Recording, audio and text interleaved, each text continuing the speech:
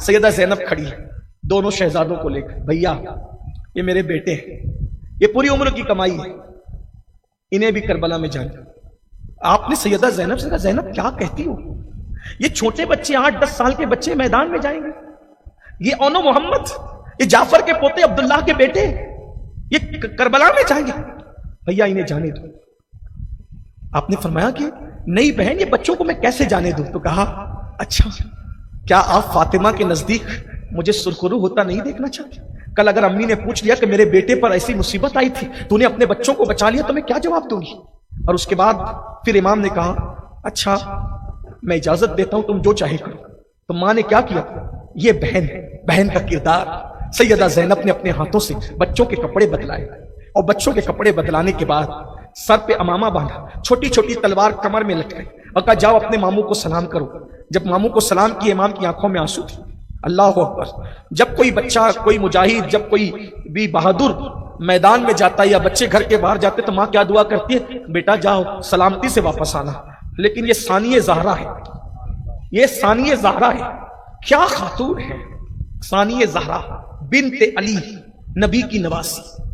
جب شہزادوں کو رخصت کرتی ہے تو اللہ سے دعا کرتی ہے اللہ میرے بچوں کے پیروں میں استقامت عطا فرما تاکہ میں ان کو شہید دیکھ سکوں۔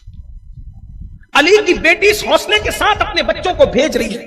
مورخ لکھتا ہے کہ جس وقت شہزادے گئے اور بڑے گھمسان کی جنگ کی، اس جنگ میں کئی لوگوں کو قتل کیا، لیکن ایسے میں ظالموں نے دونوں کو شہید کر دیا اور کہا بدنہاد شمر ذل جوشن نے آواز لگائی حسین لے جا اپنے بھانجوں کی لاشیں۔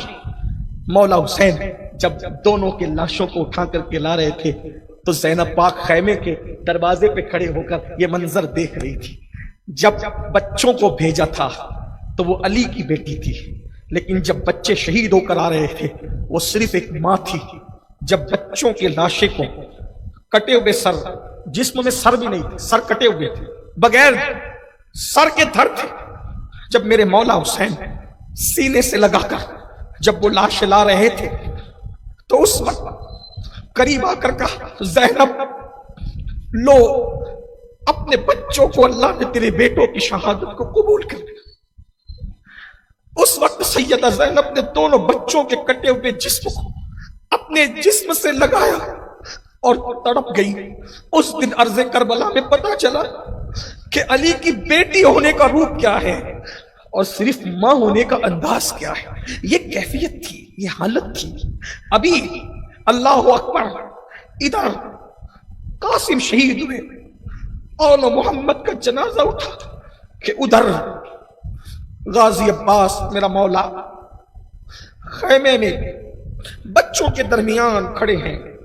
شہزادی سکینہ کہتی ہے چچا کیا اب آپ ہماری فریادوں کو بھولنے لگ گئے؟ آپ ہماری باتوں کو بھولنے لگے؟ چچا نے کہا کیا ہوا بیٹی؟ شہزادی کیا بات ہے؟ کہا چچا اصغر پیاسے ہیں، اصغر پیاسے ہیں۔ چچا پیاس سے مٹھیاں کھولتے ہیں، بند کرتے ہیں، پیروں کو سمیٹتے ہیں، دراز کرتے ہیں۔ چچا میں پیاسا۔ پھوپھی امی جب غم سے کبھی بے ہوش ہوتی ہے تو ابا کے پاس اتنا پانی بھی نہیں کہ پھوپھی امی کے چہرے پہ پانی چھڑک سکے۔ 3 دن ہو گئے چچا، کیا آپ ہمیں پانی نہیں پلائیں گے چچا؟ غازی نے اپنے کندھے پر مشکیزہ ڈالا، اور آپ کو علمدار اس لیے کہتے ہیں کہ مولا حسین نے علم ان کو دیا تو ان کو سونپا تھا۔ علم اٹھایا، تلوار لی، ڈھال لی، چلے۔ آپ جانتے ہیں اتفاق دیکھیں، 4 شعبان امام حسین کی ولادت اور 4 شعبان غازی عباس کی ولادت، اور اتنے خوبصورت تھے غازی عباس، ایسا لگتا تھا جیسے تصویر علی ہو۔ اور ایک روایت میں مورخین نے لکھا ہے کہ جب غازی عباس کی ولادت ہوئی تو ان کی آنکھیں بند تھی، وہی کیفیت۔ اور جب آنکھیں بند تھی، ماں کو دیکھا نہیں کھلا، بابا کو دیکھا نہیں کھلا، امام حسین آئے تو کہا میرے بھائی کو میرے ہاتھ میں دو، تو جیسے امام حسین کی آنکھ کی گود میں پہنچے غازی نے آنکھ کھول دی۔ یعنی سب سے پہلے اگر عباس غازی نے کسی کا چہرہ دیکھا تو وہ امام حسین کا چہرہ دیکھا۔ یہ ہے غازی عباس، اللہ اکبر۔ اور پوری زندگی وہ وفا نبھائی کہ کبھی بھی امام حسین کو تنہا کہیں جانے نہیں دیا، وہ سنبھالنے کے بعد سائے کی طرف پیچھے لگے رہتے تھے، ان کے بچوں کی خدمت کی، ان کے گھر کی خدمت کی، آج بھی ان کی اولاد حیات۔ امام علی مقام علی جدی والی السلام کے ساتھ جب وہ شہید ہوئے 34 سال کے تھے، ان کے بیٹے تھے عبید اللہ ابن عباس، عبید اللہ ابن عباس سے ان کی نسل چلی، ہندوستان میں اور دنیا بھر میں ان کی اولاد موجود ہے، یہ عباسی جو غازی عباس سے جو نسل چلی، میرے غازی کی نسل اب بھی موجود ہے الحمدللہ، اللہ اکبر۔ یہ صوفی عبد الرحمن چشتی جو صاحب میرات الاسرار ہیں، یہ انہی کی اولاد میں سے، غازی عباس کی اولاد، جنہوں نے میرات الاسرار لکھی، ایک ضخیم کتاب ہے ہندوستان کے اولیاء پر، تو انہی کی اولاد میں سے۔ بہرحال ہمارے ہندوستان میں بھی ان کی اولاد ہے، غازی عباس کی اولاد الحمدللہ۔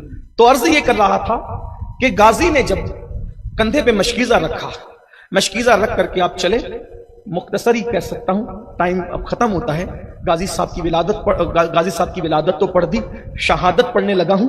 جن لوگوں کو جو بھی مرادیں دل میں لینی ہیں، ہر سال آپ مرادیں لیتے ہیں، اور میں لوگوں کو کہتا ہوں، یہ ثبوت ہے کہ بھیک دینے کے لیے ہاتھوں کی ضرورت ہوتی ہے، لیکن میرا غازی بغیر ہاتھوں کا ہے، جو لوگوں کو بھیک دیتا ہے، جو ہاتھوں کے بغیر بھیک دیتا ہے۔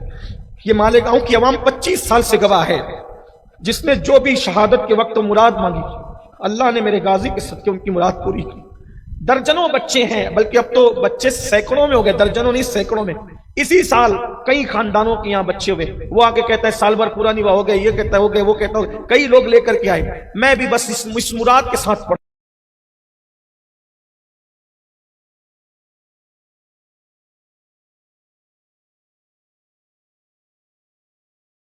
شہادت پڑھنا سید تو کر لینا، جن جن لوگوں نے جس مراد کے لیے کہا ہے، اللہ غازی پاک کی شہادت کے صدقے سب کی مراد پوری کر دیں۔ اور سب سے بڑی مراد یہ ہے کہ اللہ ایمان پر رکھے اور ایمان پر مدینہ منورہ میں خاتمہ فرمائے۔ غازی پاک کی شہادت پڑھنے لگا ہوں، اللہ اکبر۔ سیدہ فاطمہ کی دعا سے پیدا ہوئے تھے، سیدہ نے دعا کی تھی، اللہ میرے وصال کے بعد علی جس خاتون سے نکاح کرے، بہادر گھرانے میں اللہ تعالیٰ بہادر بچے پیدا کرنا، تاکہ میرے حسین کے کام آئے، مولا حسین کے وہ کام اس طرح آئے۔ غازی اپنے کندھے پر مشکیزہ رکھ کر کے فرات کی طرف چلے، 4000 کا پہرا تھا، 4000 کا پہرا تھا، 4000 کا پہرا تھا۔ میرے غازی نے تلوار چلائی، اور تلوار چلانے کے بعد اللہ اکبر غازی فرات پر پہنچ گئے، اللہ اکبر۔ مورخ لکھتا ہے تقریباً ان 4000 میں سے 500 لوگوں کو کسی کو زخمی کیا، کسی کو قتل کیا۔ گھوڑے کے پیر غازی نے جو ہے وہ اللہ اکبر فرات میں ڈال دیے، فرات میں ڈالنے کے بعد نیچے اترے، مشکیزہ بھرا، مشکیزہ بھرنے کے بعد سوچا پانی وہاں پہنچے گا، پانی پیئیں گے شہزادگان تو میں بھی پی لوں۔ جیسے ہی چلو اٹھایا اور پانی پینے کے لیے منہ کے قریب لے گئے، امام حسین کی پیاس یاد آ گئی۔ غازی یہی وفا ہے کہ آقا حسین پیاسے ہیں، ان کے شہزادے پیاسے ہیں، ان کی شہزادیاں پیاسی ہیں، علی اصغر پیاسے ہیں، اور تو پانی پیے، فوراً پانی چھوڑ دیا۔ آقا نے نہیں پیا تو میں کیوں پیوں؟ اور اس کے بعد مشکیزے کو کندھے پہ ڈالا، گھوڑے پر بیٹھے، ایڑ لگا دی، جیسے ہی چلے اللہ اکبر ایک ظالم ابن اشعث نام کا آیا، اور اس نے بازو پر ایسا وار کیا کہ غازی کا ایک بازو کٹ گیا اور کٹ کر کے گرا۔ غازی نے فوراً دوسری طرف اللہ اکبر تلوار بھی تھامی، مشکیزہ بھی تھاما، پرچم بھی تھاما، اور اس کے بعد جب دوسرے بازو پر وار کیا غازی کے، تو غازی نے مشکیزے کو جو ہے وہ منہ میں پکڑ لیا اور علم کو گرنے نہیں دیا، اور علم کو جو ہے وہ اپنے سینے سے چمٹا لیا۔ علمدار ہے وہ غازی، علم کہتے ہیں جھنڈے کو، علم کہتے ہیں جھنڈے کو، اور ہر جنگ میں جھنڈا اٹھایا جاتا ہے۔ غازی نے اپنے سینے سے علم کو اٹھا لیا، اس جھنڈے کو اٹھا لیا، اور اس کے بعد ایک ناپاک سی آواز گونجی، جلدی کرو اس سے پہلے کہ عباس خیمہ آل ابا کی طرف پہنچے، تم لوگ اس کے مشکیزے پر ہی تیر چلا دو۔ غازی گھوڑا دوڑا رہے تھے، ایسے میں ایک تیر آیا اور مشکیزے کو چیرتا ہوا جو ہے وہ غازی کے سینے پہ جا کے لگا۔ غازی نے آواز دی، یا حسینہ ادرکنی یا حسینہ، پھوٹ پھوٹ کر رو رہے تھے، اس لیے رو رہے تھے کہ میں آج اپنے مشن میں کامیاب نہیں ہو سکا۔ اور اس کے بعد تمہارے بنو ہاشم جان وفا، شان وفا، آبرو وفا جس وقت گھوڑے سے زمین پر آئے، جب کوئی کسی جگہ سے گرتا ہے تو اپنے سر کو اور اپنے جسم کو چوٹ سے بچانے کے لیے ہاتھوں کا سہارا لیتا ہے۔ ہائے غازی تیرے ہاتھ بھی کٹ چکے۔ امام علی مقام کو آواز لگائی، یا حسینہ میرے آقا حسین میری مدد فرمائے۔ امام اللہ اکبر جس وقت غازی کی طرف چلے اپنے کمر پہ ہاتھ رکھ لیے۔ علی اکبر نے پوچھا، بابا آپ کمر پہ ہاتھ رکھتے فرمایا شہزادے जिया के जाने से आज हुसैन की कमर टूट गई। मौला पहुंचने के बाद गाजी के कटे हुए बाजू देखे, फूट फूट के रो पड़े और गाजी की आंखें बंद थी। मेरे मौला गाजी अब्बास ने आंखें बंद कर रखी थी। जैसे ही सर को अपनी गोद में लिया, अपने हाथों से गर्दों को बाहर साफ किया, गाजी ने आंखें खोली। आंखें खोलने के बाद गाजी ने मुस्कुराया। हाय हाय क्या हौसला इन लोगों का, जख्मों से चूर है, पूरा वजूद लहू लहान है। गाजी मुस्कुरा के कहते, आका मेरी कुछ वसीयतें। का क्या?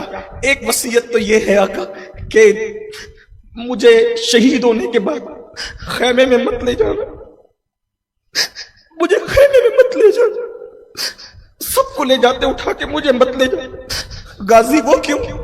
मुझे सकीना से शर्म आती है कि मैं उनकी मुराद पूरी न कर सका। बाबुल हवाइज कमरे बनु हाशिम अपनी भतीजी की मुराद पूरी न कर सका, और अगर उसको पता चल गया कि मैं शहीद हो गया तो उसके सब्र का पैमाना लबरेज हो जाएगा, वो बर्दाश्त नहीं कर सकेगी आका। इसलिए मुझे यही पड़ा रहने देना, ये मेरी लाशों के साथ जो चाहे कर ले, लेकिन मैं सकीना की खातिर आपको वसीयत करता हूं कि आप मेरे लाशे को यहीं रहने देना।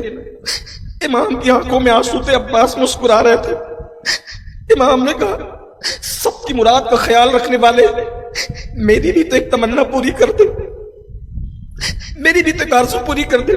जी आका फरमाए।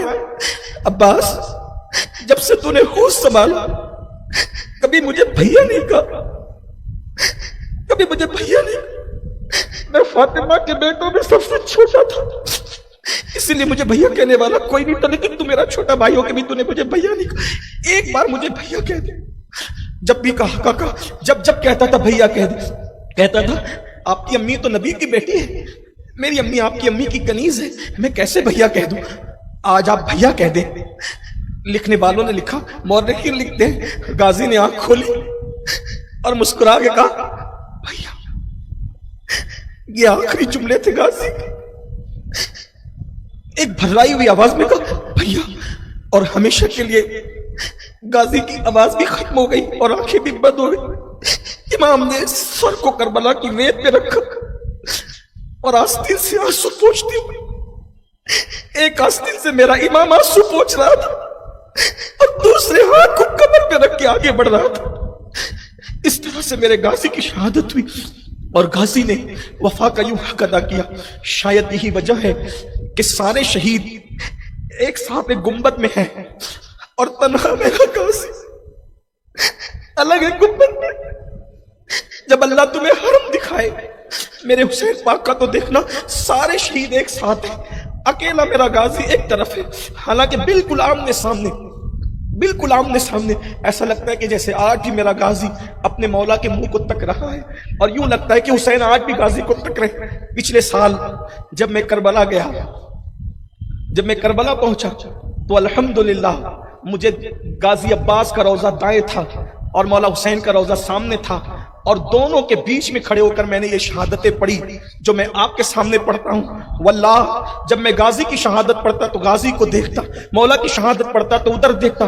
25 साल में मैंने मदीने मुनव्वरा में भी शहादत पढ़ी। जिस वक्त मैं हज को गया था मैंने वहां भी शहादत पढ़ी, हर जगह शहादत पढ़ी, हर जगह शहादत पढ़ी। हाय हाय, अल्लाह ताला ने मुकद्दर में था, ये तमन्ना थी। बल्कि ये बात आपको बताऊं, जो मैं लोगों को कहता हूं ना कि गाजी की शहादत पढ़ रहा हूं, मुरादे ले लो। मैंने पिछले साल जब 25 साल पूरे हो गए, गाजी की शहादत पढ़ते पढ़ते मैंने ये अर्जी लगाई थी कि मैंने दुनिया भर में आपकी शहादत पढ़ी, आपके रोजे से दूर होकर, कभी कदमों में भी खड़े होकर सबक सुनाने का मौका दे। वल्लाह लोगों को एक साल गुजरता है, मुझे एक महीना भी नहीं गुजरा था कि मुझे गाजी के रोजे पे शहादत पढ़ने का अल्लाह ने मौका अता फरमाया। आप इनके सदके में मुरादे मांगे, ये अल्लाह के खास लोग हैं। और गाजी ने इस तरीके से हक अदा किया, इस तरीके से हक अदा किया। गाजी कहते हैं गाजी का रोजा अलग है, आज भी बाबुल हवाइज के नाम से मशहूर है। लोग मुरादे मांगते हैं, तमन्नाएं मांगते हैं, अल्लाह ताला तमन्नाएं पूरी करता है। अल्लाह पाक से दुआ करता हूं गाजी पाक की शहादत के सदके, जो हर साल आप लोग आते हैं सुनने के लिए, अब तो दूर दूर से भी लोग आते हैं, इंटरनेट पे भी सुनते हैं, अल्लाह सबको सलामत रखे, बाकरामत रखे, सबकी मुरादें पूरी फरमाए, और इन महफिलों को अल्लाह नजर बद से बचाए। गुफ्तगू के दरमियान कोई गलती हो तो अल्लाह ताला माफ फरमाए।